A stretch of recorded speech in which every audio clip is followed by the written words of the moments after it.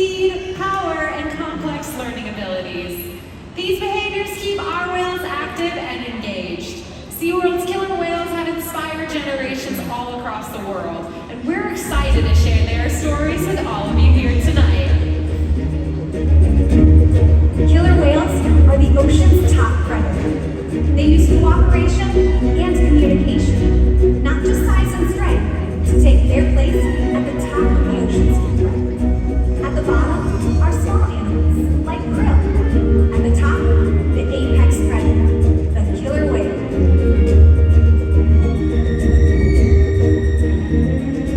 Killer whales are as big as a bus, faster than an Olympic swimmer. High flying and powerful. We're going to see all of that and more. These behaviors contribute to an environment that is full of enrichment. We spend days, weeks, months, years building relationships with our whales. This creates trust, and that allows us to do some amazing things. For example, when you visit the doctor, you present your arm to draw blood, or you step on the scale to see how much you weigh. It's much the same with our whales. Tonight, you'll see the whales moving together in unison. These synchronized behaviors strengthen social bonds and enable them to problem solve as a group. Working together as a team is what makes them the ocean's top predator. Scientifically, they're known as or signed as Orca, but more commonly they're referred to as killer whales. Here at SeaWorld, we like to call them Katina, Nalani, Malia, Trula, and Makayo, our killer whale family. Makayo is the youngest member of our pod at just 13 years old, and the oldest is his mother, Katina, the leader or the matriarch of our pod. And this year, Katina celebrated her 47th birthday! Now, SeaWorld's animal training techniques create a language between us and the whales. It's a language of learning, positive reinforcement, encouragement, commitment, and care. Through these techniques and our relationships, the whales learn to trust us. And they even learn to take an active role in their very own health and well-being.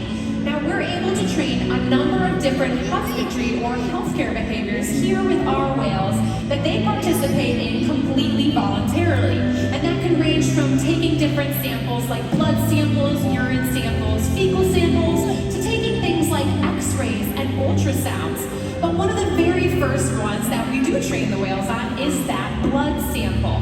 Now, in just a moment, we're actually going to demonstrate that behavior for you guys. We ask the whales to roll ventrally or upside down and present their tail flukes to us. And the white undersides of their tail flukes is a very prominent vein for them that our veterinarians collect a blood sample from.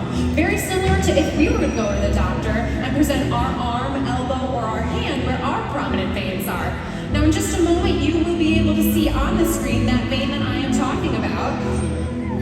And like I said, our veterinarians collect a blood sample right from there, and it's at least once a month. Our whales are trained to remain calm and relaxed throughout this procedure and other procedures as well.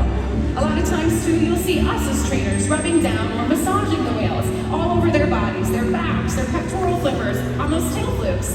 They have very sensitive skin, so this is how we can reward them for remaining calm and strengthen our relationships with them. Now, I mentioned there's a number of different husbandry behaviors we can do. Another one is weighing the whales. In order to weigh them, we ask them to slide their bodies all the way up and out of the water onto a giant killer whale size scale we have located in our back area. Now, in just a moment, when Nalani slides up, you're going to notice that a portion of her body from her dorsal fin down to her tail flukes remains in the water. This is called the peduncle. It is the powerhouse of the killer whale. Very muscular and very heavy. So with the peduncle still in the water, we would not be getting an accurate weight. To solve that, we simply ask them to lift their tails all the way up and out of the water. And just like that, training this posture enables us to ensure accuracy. So we know that our younger whales are growing properly and our older whales are maintaining a healthy weight. And the care isn't just physical. Mental stimulation and play are vital, and we surprise and engage with our whales in every opportunity. Play is how killer whales teach their young to hunt, and for the adults, play is important too. It seems that they just enjoy having fun. Making time for play is an important part of life for killer whales and for us. Hey everyone, I'm over on the left side of the stadium now, down by the glass. So we just learned that killer whales love to play, but did you know they actually learn a lot of very valuable life skills by playing games like follow the leader with their mothers and other whales? Well, we're gonna put that to the test today with our killer whale family and all of you. So if you want to participate, stay where you are, just stand up. We're gonna play a game of killer whale follow the leader. On the count of 3, I want you all to spin around in a circle twice and then stop. Ready? 1, 2, 3, spin around. And stop because she's got it! Nicely done, everyone. You can take a seat. Now you may have noticed that Malia was paying very close attention to you. Killer whales are very curious animals, and they're often seen spy hopping or jumping completely out of the water to get a better look around. Katina's gonna demonstrate this with a big jump on stage. Alright, everyone, we have a little behavior plan for you. It's from our lovely lady Nalani right here. It's called a kicker. So it's gonna be right here in the center in front of our slide out area. It's a modified spy hopping behavior. Similar to the bow that Katina showed us, a spy hop is used for a number of reasons. Sometimes to scratch an itch, get a better look around, or simply just to show off. Alright everyone, let's give it up one more time for our killer whale family! Now as you can see, killer whales are amazing athletes, and they can easily eat several hundred pounds of food in a single day. In the ocean, killer whale diets depend on where they live and time of year. Unfortunately, overfishing, pollution, and other factors are having a serious impact on some killer whale populations.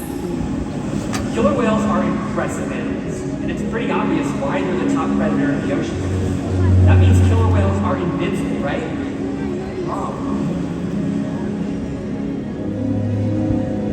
Killer whales depend on a plentiful food source and a clean environment. They're completely dominant, yet completely dependent. When it comes down to it, killer whales are not the most powerful animal in the ocean.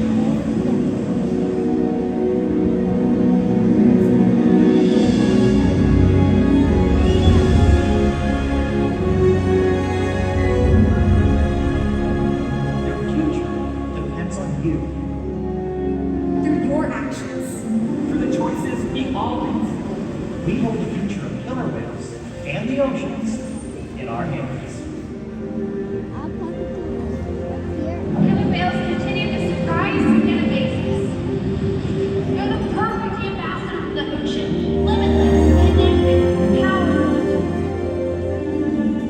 but still modern. The challenges that we face can seem insurmountable. Don't give up. Be inspired. We can make a difference. The ocean needs our help, and that seems overwhelming. But together, we can make it happen. There's so much to learn. So much to protect. So much to explore. The killer whale story is still being written, and there are simple things we all can do to make a difference. All it takes is one choice. One positive act. One ripple that can grow and grow. And change the world. Together, we've got this.